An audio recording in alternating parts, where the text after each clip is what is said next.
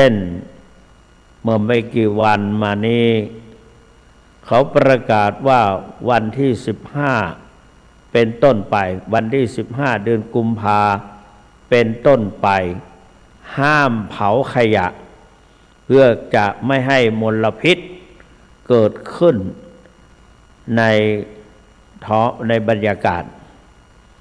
ที่ใดได้ตื่นเช้าขึ้นมาวันที่15ปรากฏว่ามืดครึ้มเราก็นึกว่าฝนจะตกเพราะพยากรณ์อากาศบอกว่าเกิดฝนฟ้าคะนอง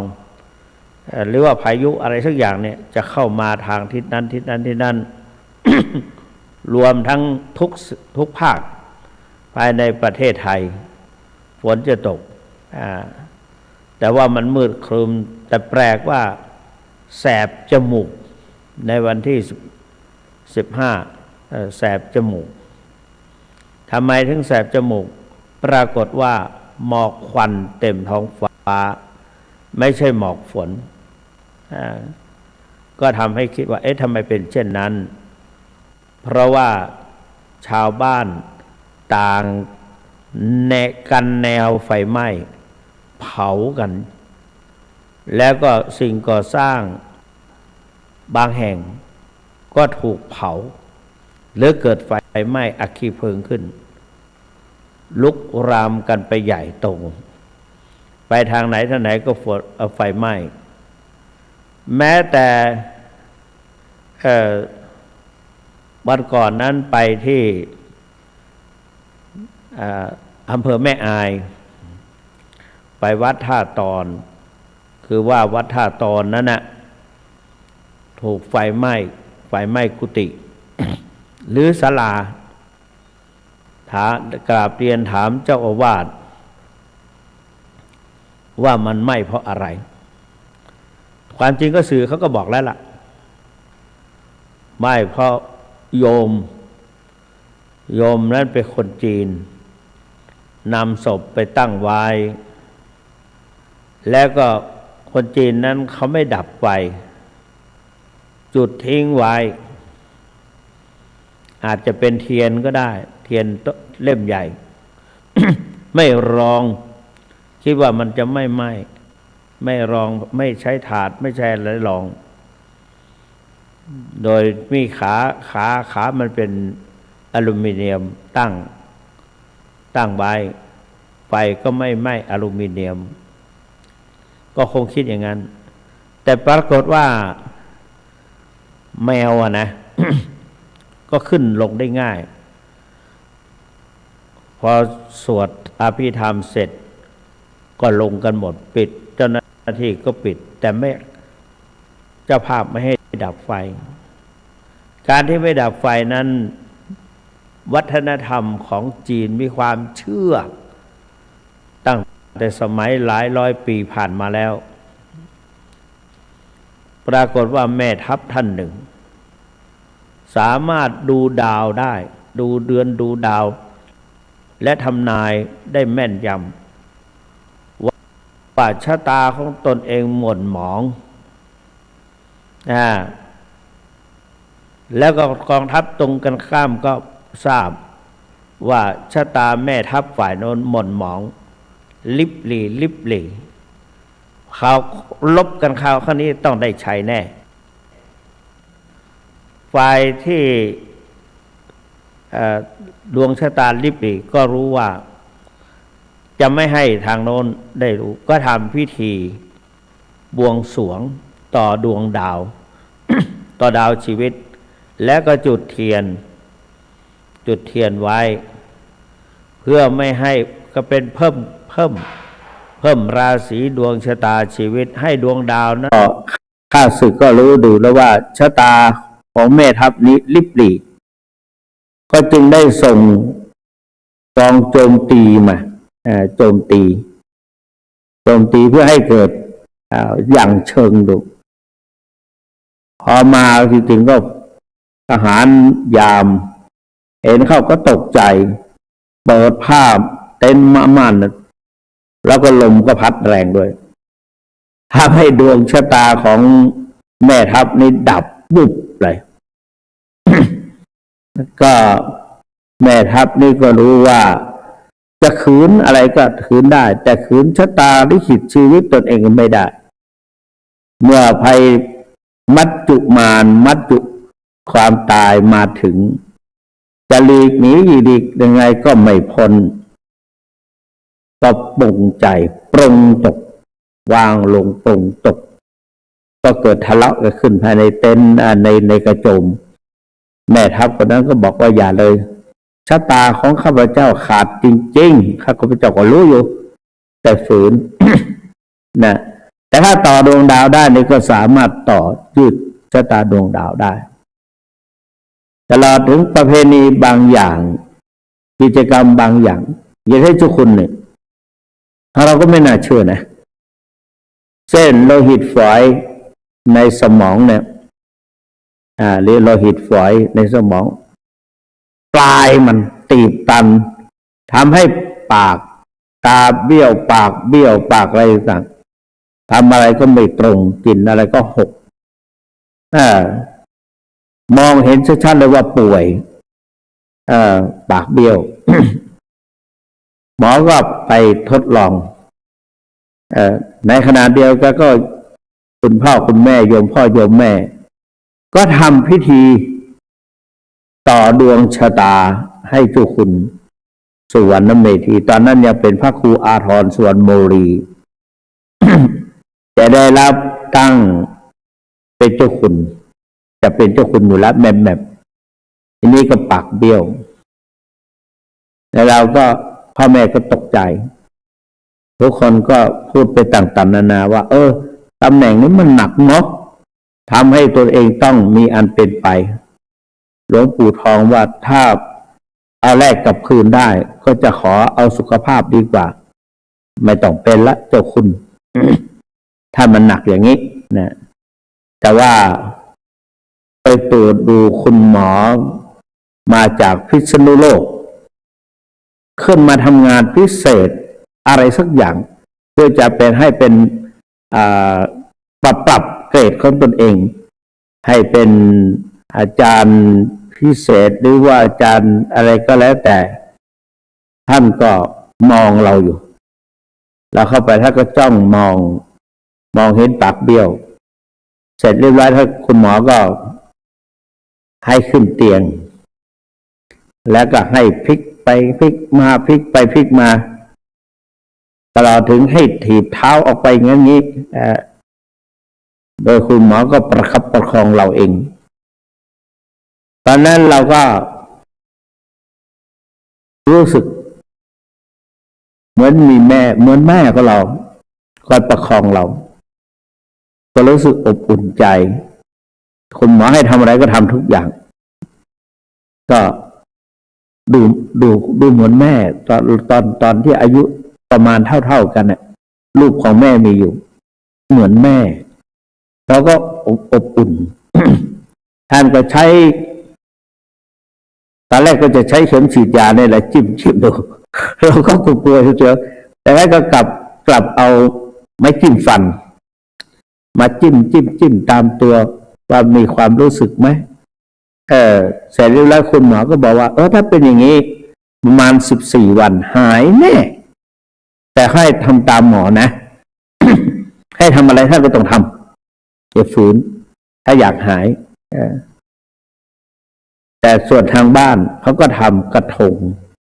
เท่าตัวเราเท่าลำตัวเรากระทงใหญ่ใส่อะไรลงไปมากมายหลายอย่างแต่เรียกว่าก็ให้เป็นเราไปยืนอยู่หรือไงก็ไม่ทราบจำไม่ค่อยได้เอากระทงนั้นมาวางนั่งเก้าอี้แล้วกระทงนั้นวางไว้ข้างหน้าแต่แล้วโยมพ่อก็เอาตำราเขาเรียกว่าปั๊บข่อยมาร่ายด้วยภาษาอักษรล้านนาภาษาล้านนา แล้วดูมาว่าใช้ใบพลูเช็ดลงในกระทงนั้นตามจุดต่างๆใจเราก็หัวเราะ หัวเราะแต่ว่าอีกใจหนึ่งก็เกรงใจโยมพ่อท่านตั้งใจทำโยมพ่อกับโยมแม่ตั้งใจทำกระทงเพราะท่านรักลูกของท่านก็คือเรานี่แหละพระครูอาทรส่วนโมรีทำไปมันก็ดีนะกว่าท่านจะยกกระทงยาว1 เมตรกว่าด้านละ1 เมตรกว่าออกจากบ้านไปได้เนี่ยทุลักทุเลเราก็นั่งมองอยู่แต่ท่านก็เต็มใจทำเพื่อสุขภาพของลูกชาย ก็ปรากฏว่าภายใน14 วันก็หายจริงๆส่องดูกระจกก็ดูว่าไม่เห็นมีเหมือนกันมีนิดหนึ่งเราก็เชื่อหมอก็คือพักผ่อนให้เพียงพอพักผ่อนให้เพียงพอไม่ให้เครียดแต่ความจริงเราก็ไม่ได้เครียดอะไรมันก็คงมีอยู่นะคนเราเนาะก็มีอาจจะเครียดจริงๆก็ได้เพราะภาวะที่หัวเรี่ยวหัวต่อระหว่าง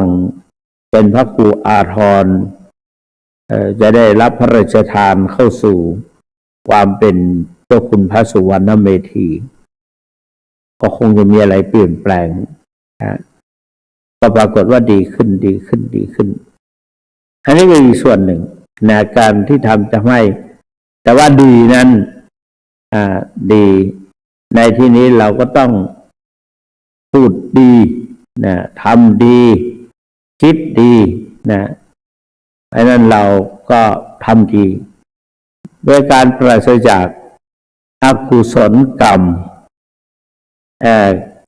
อกุศลกรรมถ้าทำดีเป็นกุศลกรรม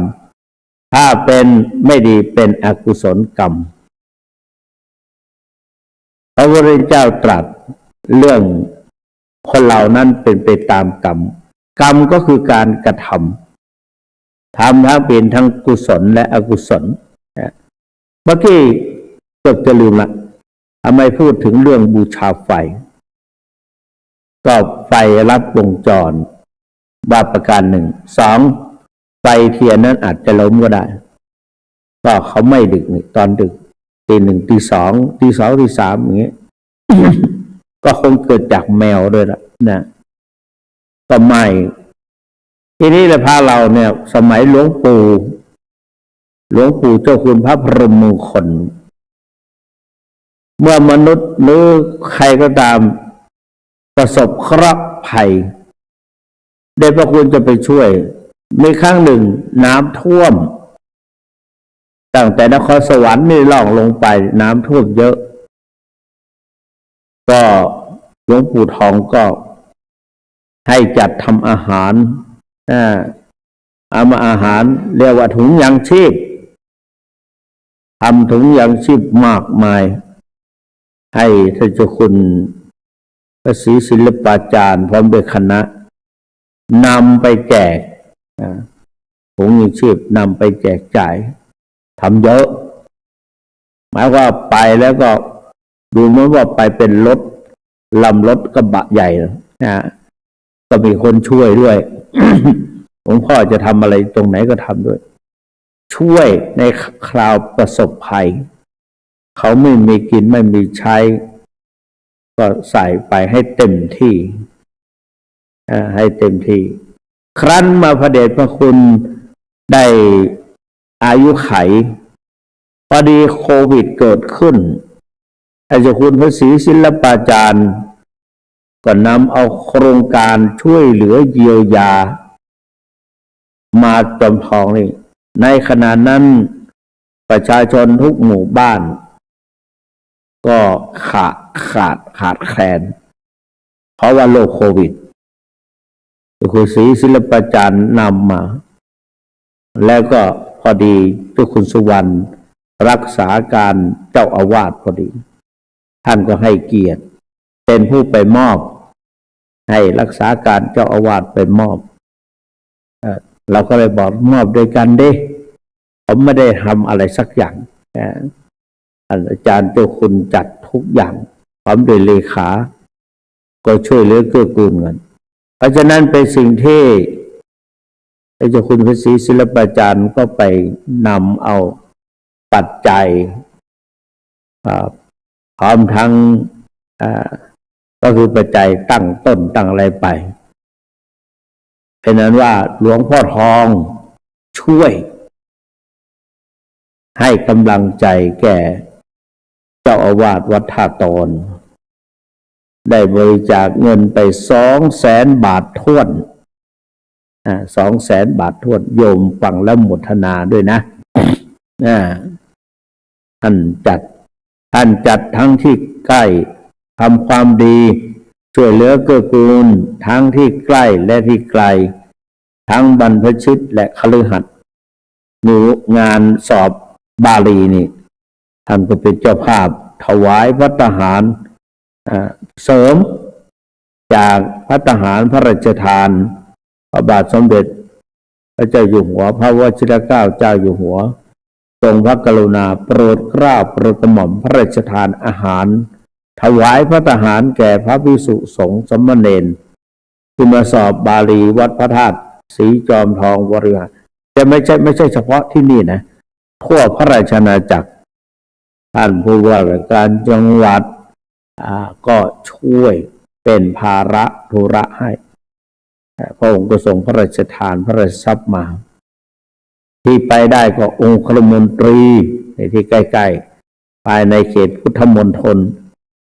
เขตมณฑลในกรุงเทพก็มีพระราชามีองคมนตรีนี่ต้องไปทุก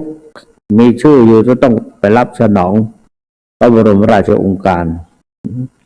ก็ถวายข้าวน้ำบูชาอาหารแด่พระสงฆ์สามเณรต่างได้ขบได้ฉันเป็นที่ชื่นอกชื่นใจกันก็ได้ฉันภัตตาหารของเจ้าฟ้าเจ้าแผ่นดินทรงพระกรุณาโปรดเกล้าก็เป็นอันว่าภาระธุระที่จะต้องถวายภัตตาหารแด่พระสงฆ์สามเณรภายใน3 วันก็หมดไป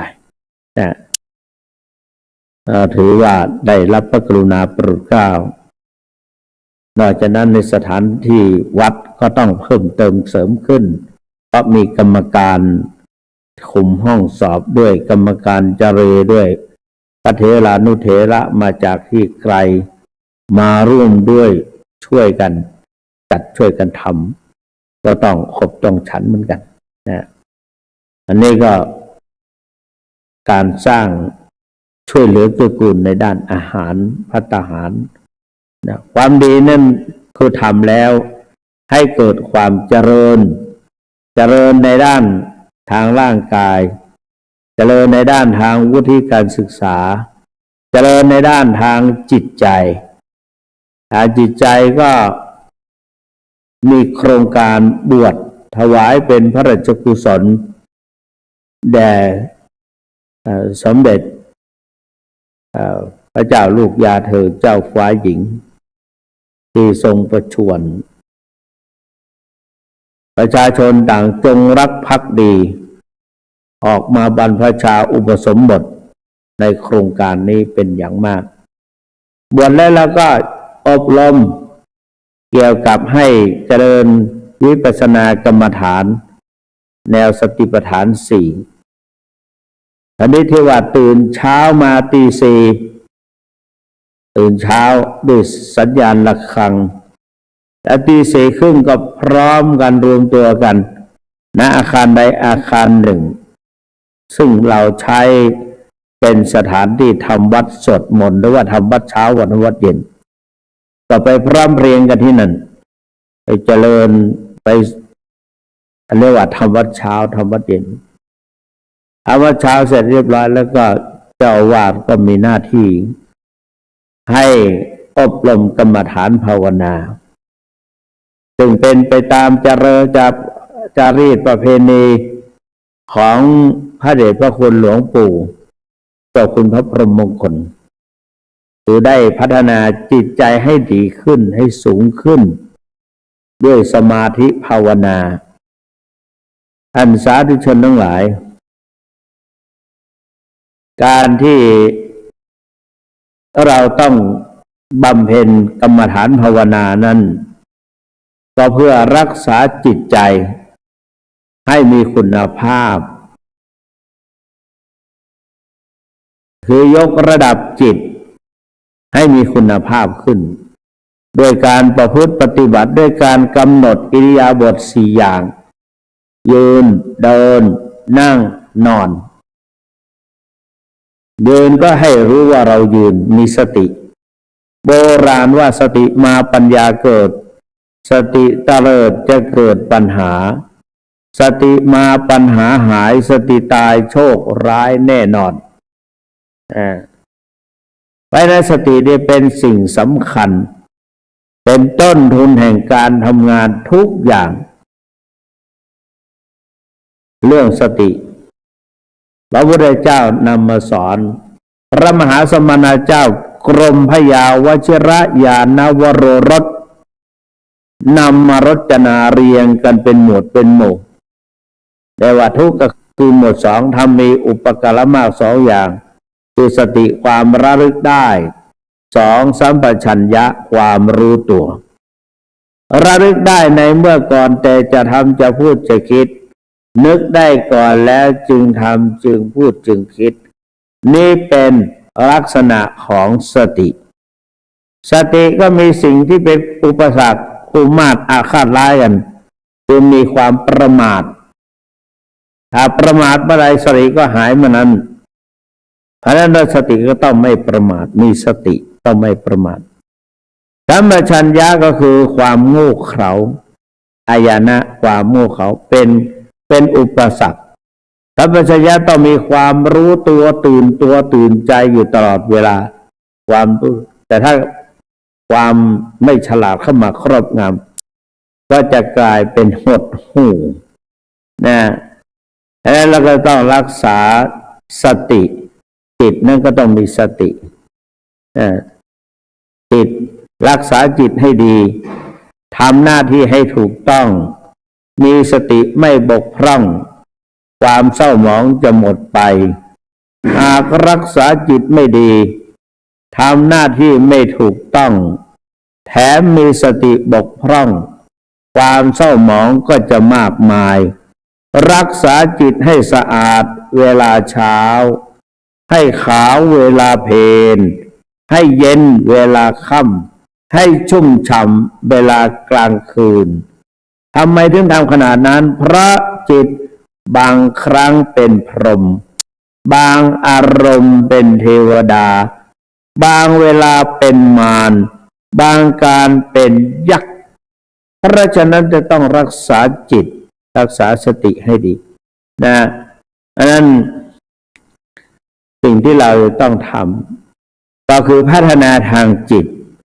ถ้าจิตดีแล้วอยู่ตรงไหนก็ดีแต่ในขณะที่จะฝึกจิตนั้นต้องมาปฏิบัติธรรมซึ่งเราเรียกว่ากรรมฐานมีอยู่สองอย่างคือหนึ่งสมถกรรมฐานที่ทำให้เกิดปัญญาวิปัสสนากรรมฐานเป็นอุบายทำใจแต่สมถกรรมฐานจะทำใจให้สงบวิปัสสนากรรมฐานทำให้เกิดปัญญาทำให้เกิดปัญญาก็คือสามารถดูตัวออกบอกตัวได้ใช้ตัวฟังสั่งตัวเป็นเห็นตัวชัดจัดตัวถูกความสงบกายด้วยศีลสงบกายสงบวาจาด้วยศีลสงบใจด้วยสมาธิสงบกิเลสด้วยปัญญาไม่มีกิเลสฟุ้งซ่านเพราะเรามีปัญญาแล้วเราต้องฝึกกายเวทนาก็คือความรู้จักหนาวร้อนอ่อนแข็งปวดตรงนั้นตรงนี้อายุเยอะขึ้นนิ้วมือล็อกอีกจะคุณก็นวดอยู่เนี่ยคุยไปด้วยนวดไปด้วยถ้าเจ็บแสนเจ็บก็ต้องทนเอา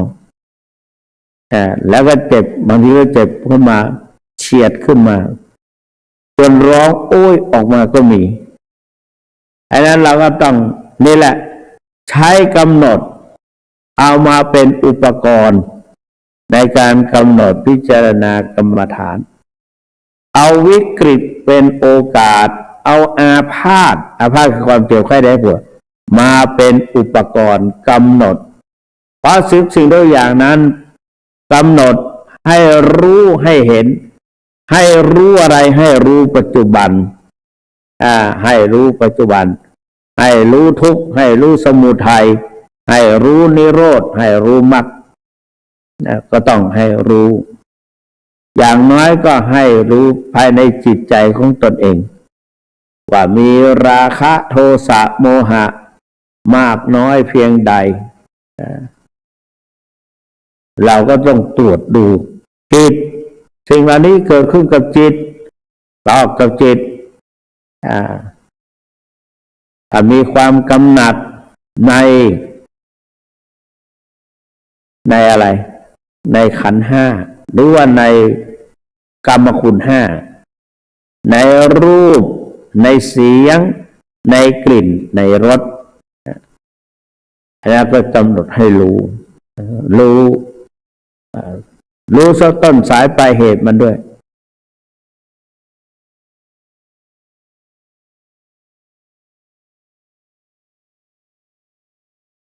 และรู้จักวิธีแก้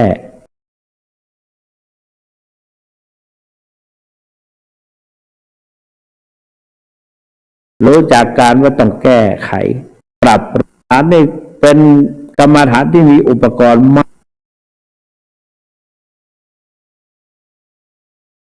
ากที่สุดมีเครื่องไม้เครื่องมือ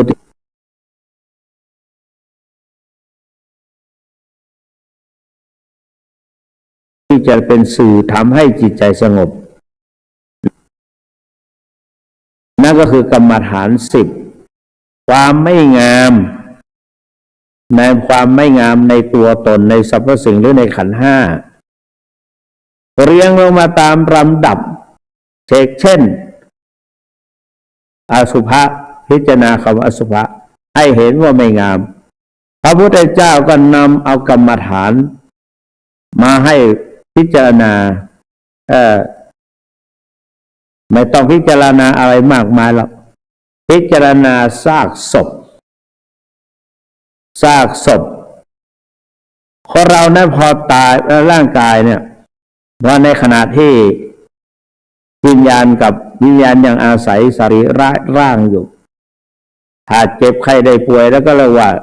อาพาธภายในในร่างกายนั้นพอตายไปแล้วก็เรียกว่าศพนั้นเป็นสิ่งเขาคิดว่าศพเนี่ยมันมาจากฉวะก็เข้าใจว่าคงเป็นของไม่สะอาด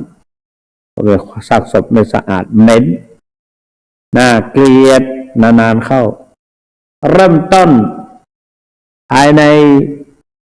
24 ชั่วโมงนี้จะเกิดอาการบวมพองเป่งพาเราก็ไปเจริญเป็นกรรมฐานว่าอุทุมาตะกังก็เหมือนเขาว่าร่างกายมันบวมมันพองแล้วก็บวมหนอพองหนอต่อมามันก็สีเขียวคล้ำเกิดขึ้นเขียวจริงก็กำหนดว่าวินีละกังนีละนี่แปลว่าเขียวแต่ว่ามันเขียวมากๆก็เอาวิมาใส่อีกตัววินีละกังในขณะนั้นชาติพอมันก็จะเปลี่ยนแปลงไปอีกน้ำเหลืองน้ำหนองก็จะไหลออกตามช่องทวารต่างๆทั้ง9 ช่องภายในร่างกายแล้วก็ว่าวิปุพกังปุพะแปลว่าน้ำเหลืองน้ำหนองปุโพโลหิตังแปลว่าน้ำเหลืองน้ำเลือดปุโพโลหิตังมันเหม็นด้วยนะแล้วก็นิ้วมือนิ้วเท้าก็จะไม่อยู่ด้วยกันละแยกกันออกมันหลุดออกจากมือไปฝ่ามือไปถ้าเราก็กำหนดว่าวิชิตะแปลว่าขาด นิ้วขาดออกจากฝ่ามือชิทธะชิทธกังชิทธกังวิสิทธกังวิสิทธกังนิ้วมือนิ้วอะไรขาดเมื่อมาขาดแล้วก็จากนั้นก็สมัยก่อนสัตว์แกะแทะเล็มมีแต่รอยเขี้ยวรอยอะไรต่างๆบนซากศพเขาก็ว่าวิขายิตะกังขายิมันเคี้ยวกินมันกินมันกัดกินวิขายิตะกังวิขายิตะกังนี่ก็เลือดก็เปื้อนโลหิตะกังโลหิตะกังมีหนอนด้วยก็เรียกว่าปุระวะกังปุระวะกัง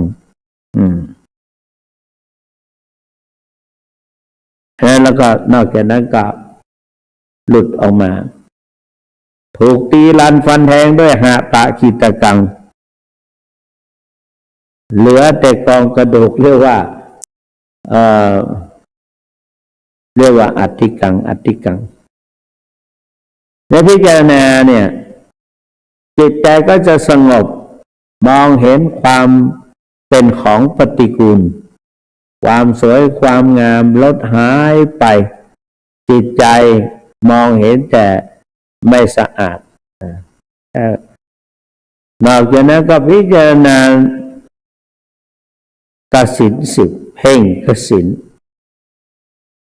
ณมีอะไรบ้างก็มีธาตุ4เรียกให้เพ่งดินก็ว่าปฐวีเพ่งน้ำก็อุทกังแปลว่าน้ำแม่น้ำนะเพ่งลมก็คือการเคลื่อนไหววายโยธาตุธาตุลมธาตุไฟก็ไฟลุกเคยเป็นนั่งพิจารณาไปในป่าช้าขณะที่เขากำลังเผาศพอยู่เราก็ไม่ไปไหนนั่งอยู่ที่เดิมมองดูไฟติดตั้งแต่กองฟืนขึ้นไปแล้วมองเห็นเปลวไฟแต่แล้วก็กลุ่มควันแล้วก็จากนั้นก็ไฟก็จะโผล่ขึ้นมาสีก็ไม่ถ้าลมไม่พัดแรงก็ไม่มีปัญหาแต่ลมพัดแรงๆเนี่ยก็เราอยู่ด้านท้ายก็อาจมองไม่เห็นอะไรแล้วก็พิจารณา4ธาตุดินน้ำธาตุลมธาตุไฟเป็นอารมณ์กรรมฐานเรียกว่าธาตุ4นอกจากนั้นก็พิจารณาอารูปกรรมฐานเรียกว่าอากาสานัญจายตนะอากิญจัญญายตนะแล้วก็นาสัญญาอายตนะอากิญจัญญายตนะแล้วก็อะไรเนวสัญญานาสัญญายตนะพิจารณามหาพุทธรูป พิจารณาร่างกายดินน้ำลมไฟเรียกแล้วก็ดังที่ว่าไปอรูปกรรมฐานอีก4นอกจากนั้นมาพิจารณากายอสุภกรรมเรียกว่าอาหารเรปฏิกุลสัญญาพิจารณาถึงสิ่งที่เราบริโภคเข้าไปเมื่อเข้าไปสู่ร่างกายถูกกรรมวิธีหรือระบบของประสาทของร่างกายทำให้มีการย่อยสลายมีการอะไรต่างๆเป็นของปฏิกูลอาหารเนี่ยเป็นของปฏิกูลเรียกว่าอาหารเรปฏิกูลสัญญาสำคัญในความหมายของอาหารเนี่ยว่าเป็นของไม่สะอาดเพราะนั้นพระเนรเราเวลาจะฉันข้าวตั้งแต่เจ้าคณะภาค7เป็นต้นไปทางก็นำปฏิสังขายโยทุกเช้าทุกเพล เวลาท่านมานอนที่วัดพระธาตุสีจอมทองนะพระเทรานุเถระพระเจ้าคณะจังหวัด3 จังหวัดภาคเหนือนี้ที่เราเห็นกันนะเวลาจะฉันเพลฉันเช้าผู้เป็นประธานสงฆ์จะต้องขึ้นว่าปฏิสังขายโยนิโสบินดาปาตังปฏิเสวามิฉะนั้นพิจารณาไม่ได้กินเพื่ออร่อยไม่ได้กินเพื่อความเมามันและเราต้องฉันครบฉันพอยังอัตภาพให้เป็นไปเพื่อให้ร่างกายนั้นสดชื่นมีกำลังวังชาแล้วก็แข็งแรงสามารถต่อต้านอุปสรรคเป็นโรคภัยไข้เจ็บเป็นต้นจะไม่มากร่ำกรายความสุขของเราเพราะถ้าเป็นโรคภัยก็ไม่สุขอะเจ็บปวดไม่มีใครสุขสักคนเนี่ย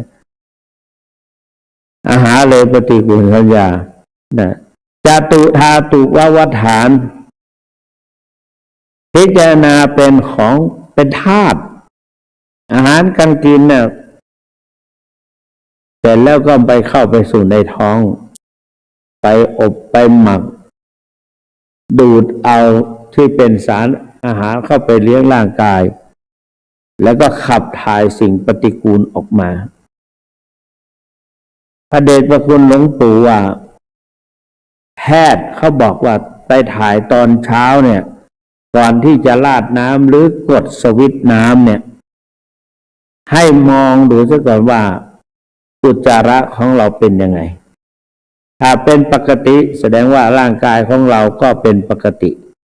หากเปื้อนไปด้วยเลือดแล้วก็แสดงว่าไม่สบายนะเป็นโรคกระสายนะโรคกระสายก็ไม่ใช่ว่าเป็นเฉพาะผู้ใหญ่เด็กตัวเล็กเขาก็เป็นได้เพราะร่างกายเป็นอย่างนั้นแหละนะก็จึงทำให้เกิดอาการปวดเอวปวดหลังแล้วก็เจ็บตามทวารต่าง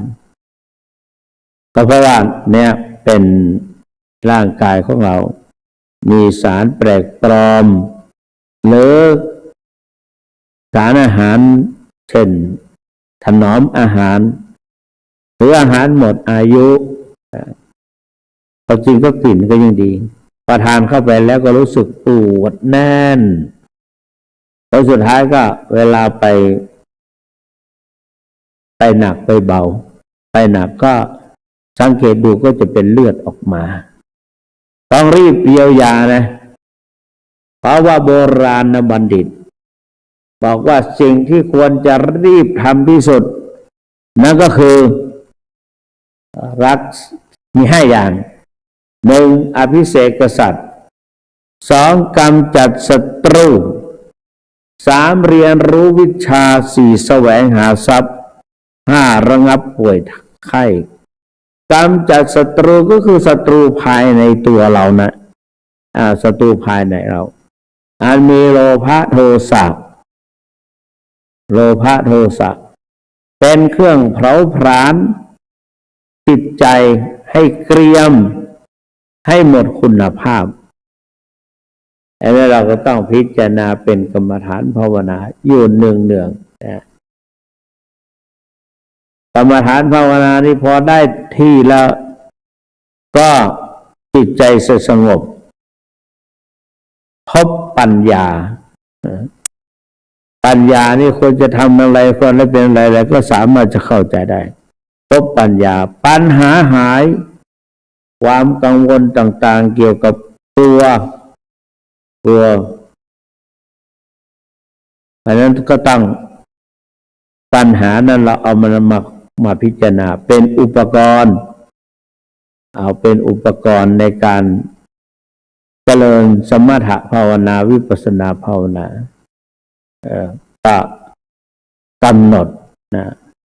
โรคภัยไม่ปรากฏก็คือเอามากำหนดมาเลยความเจ็บไข้ได้ป่วยทดแทนคุณพ่อแม่นี่เรา เอาตามนิยามความหมายว่าพ่อมีคุณอย่างไรเลี้ยงคนมาทั้งครอบครัวโดยการไถนาไปนั้นจะเป็นผู้ที่ก้าวออกไปหาอะไรมาบำรุงครอบครัวไปนั้นบิดา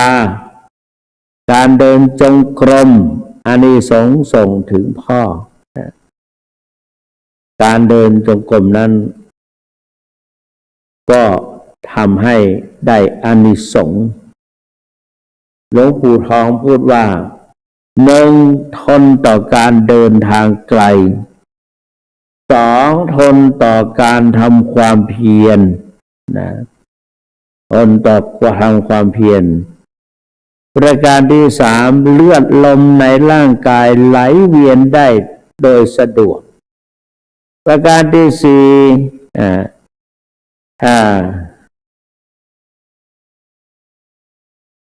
กินอะไรเลือดลมไหลเวียนกินอาหารเข้าไปแล้วย่อยง่ายสลายได้ดีห้าเลือดลมไหลเวียนได้โดยสะดวกสี่เป็นกำลังแห่งสมาธิคือนั่งสมาธิแล้วสมาธิติดใบจิตใจไม่วอกแวกและห้าเจริญกรรมฐานได้ทนนานจนทำให้เกิดฌานขึ้นฌานสมาบัติให้เบื้องต้นส่วนวิปัสสนากรรมยังไม่จบสมถกรรมฐานเพียงแต่ยกขึ้นได้2 บทนี่แหละก็คือการปฏิบัติทั้งหมดนั้นก็ทำให้จิตอยู่กับสภาวะธรรมเหล่านี้ได้พิจารณาได้เจริญกรรมฐานภาวนาเดินจงกรมแล้วก็เสร็จจากนั้นก็เรียกว่าพรหมวิหาร4พรหมวิหาร4กับอรูปกรรมฐาน4ที่มาด้วยกันคือเมตตากรุณา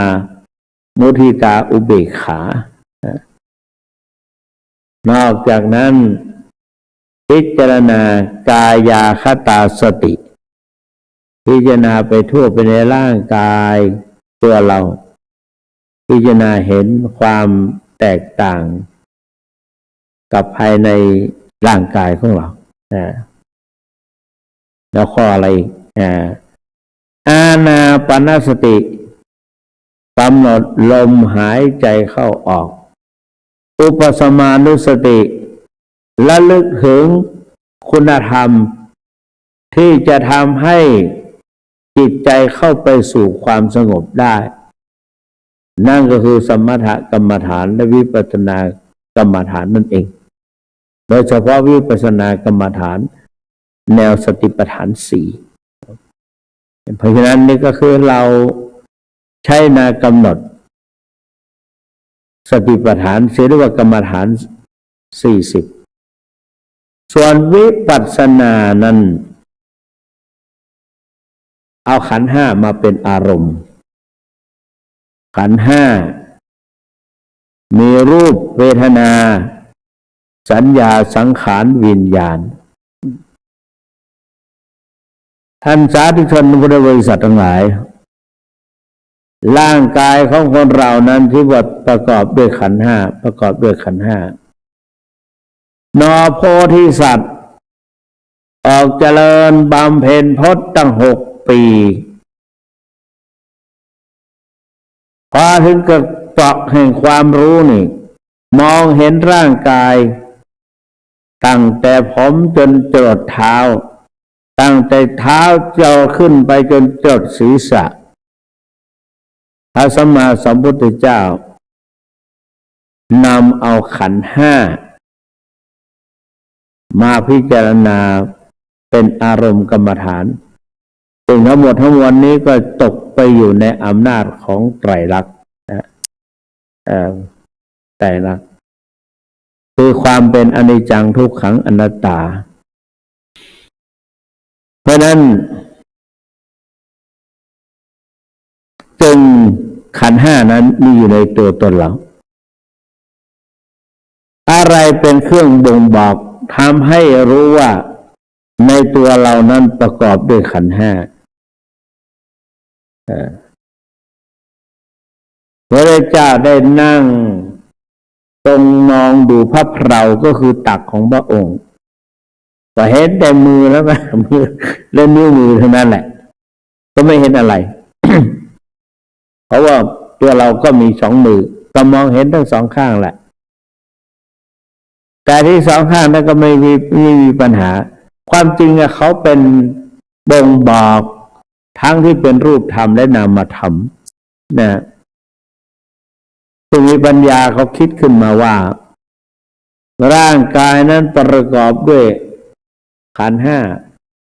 ขันธ์ห้านั้นความจริงบอกเป็นปริศนาไว้นิ้วมือเรียกว่ามือนั้นมีสองข้างแต่ละข้างนั้นก็มีห้านิ้วเท้าก็เช่นเดียวกันมีสองข้างแต่ละข้างก็มีห้านิ้วแสดงว่าตัวลำตัวของเราทั้งหมดเนี่ยเป็นขันธ์ห้าประกอบด้วยขันธ์ห้า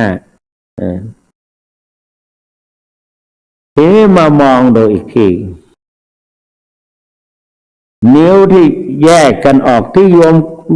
มกันเป็นกลุ่มแยกกันไม่ได้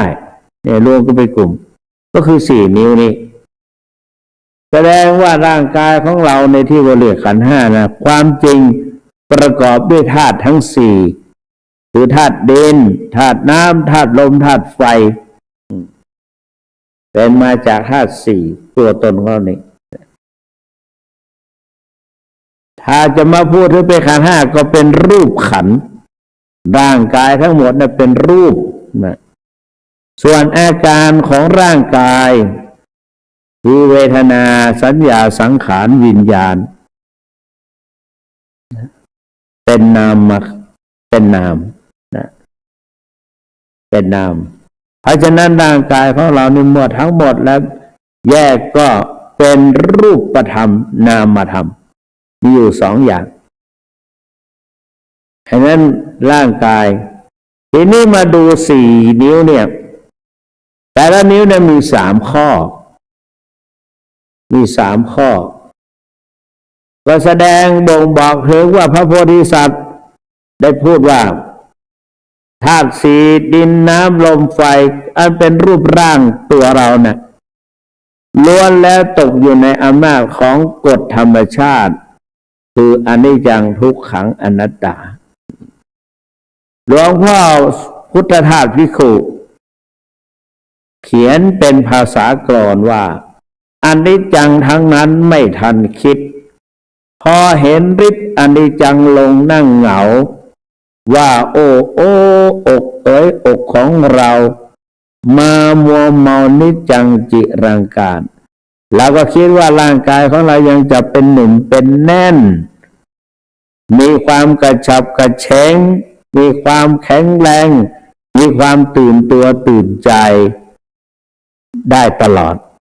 แต่แท้ที่จริงแล้วเป็นไปตามกฎของธรรมชาติคือเป็นอนิจจังทุกขังอนัตตาเห็นไหมเวทนาสัญญาสังขารร่างกายของเราบางครั้งก็ยกสูงบ้างเดินเนี่ยก้าวเท้าไปตามปกติบ้างไกลไปหน่อยและช้าไปหน่อยสิ่งเหล่านี้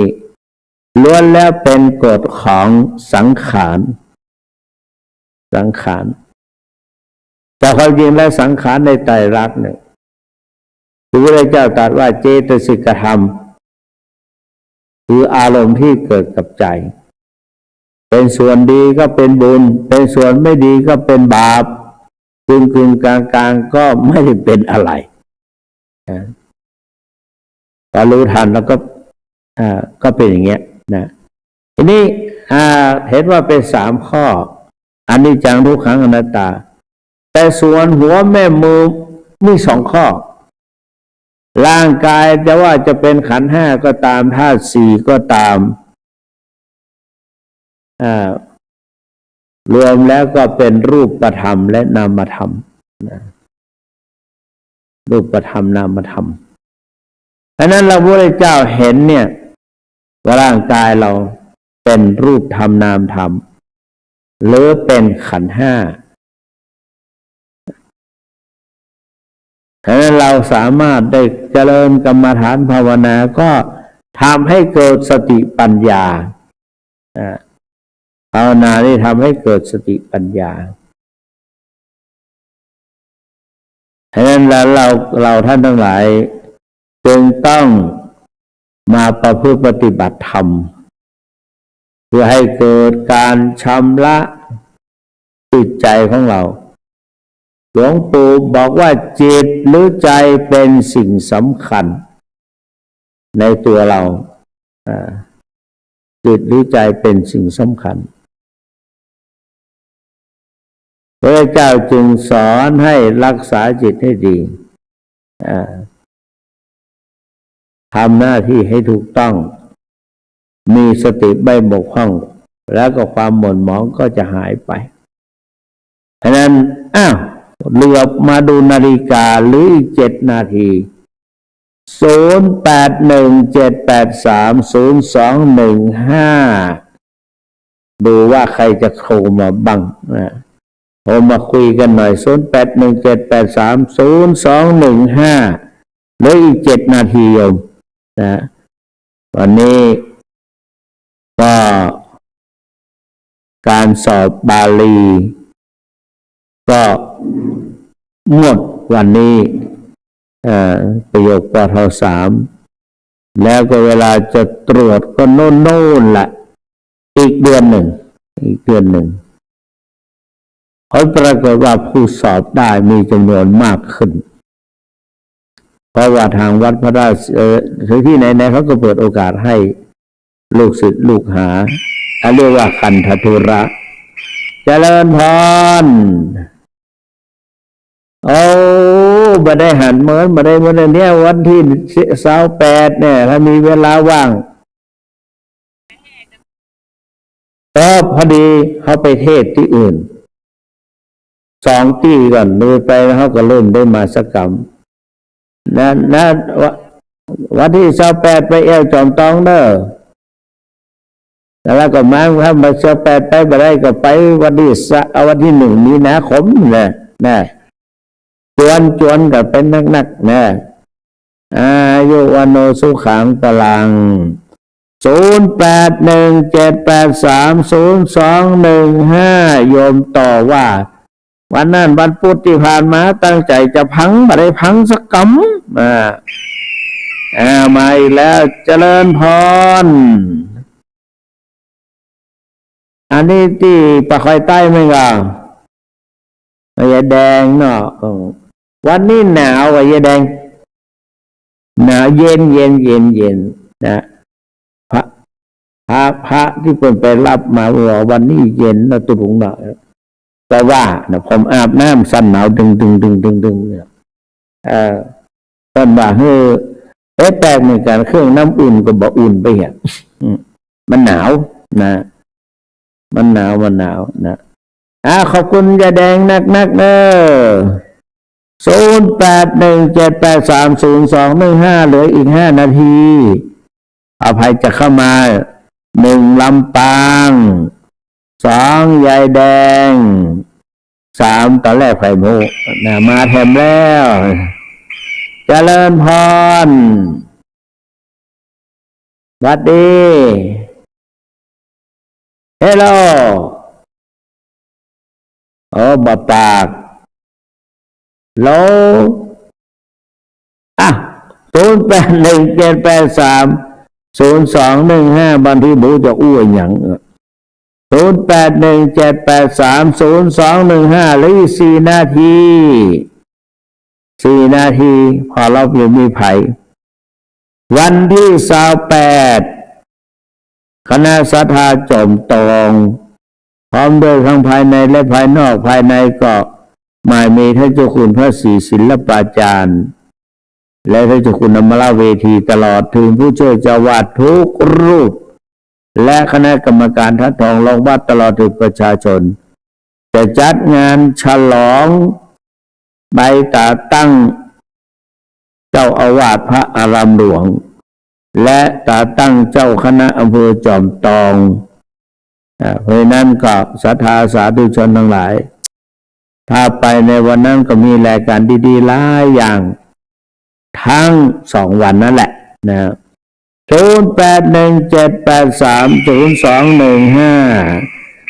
เจริญพรตะกี้เสียงบ่ออก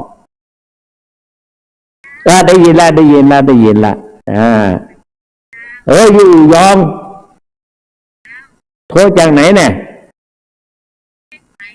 เจ๊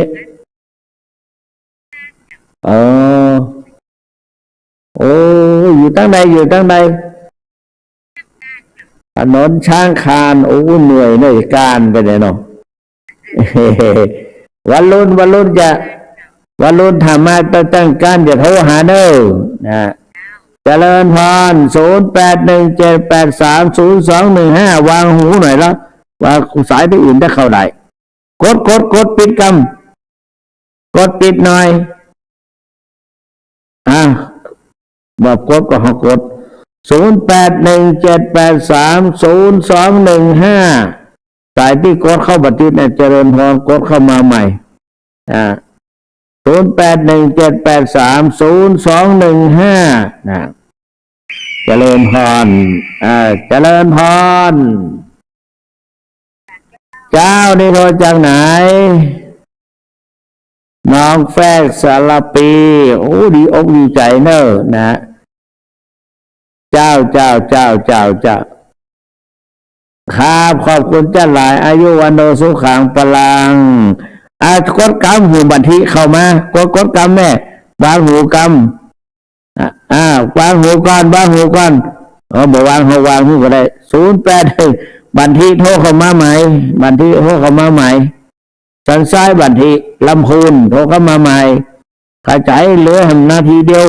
0817830215โยมโทรได้โยมก็โทรปิดกับมือนะเม่เจริญพร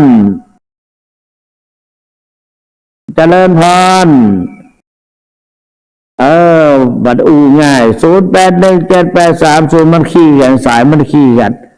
เจริญพร0817830215 081เจริญพรกดเข้ามาใหม่เร็วๆตุลิตังบัดโทบกดก็ไปเป็นอย่างไหน ต้องขอบคุณเจ้านักศรัทธาสาธุชนทั้งหลายขออนุภาพคุณพระศรีรัตนตรัยและกุศลผลบุญเกิดจากการฟังของท่านทั้งหลายแคล้วคลาดจากพยันตรายภัยพิบัติพบแต่ความสุขสวัสดิ์พิพัฒนมงคลสมบูรณ์ผลดังที่ตนตั้งไว้ทุกๆประการเทินเจริญพร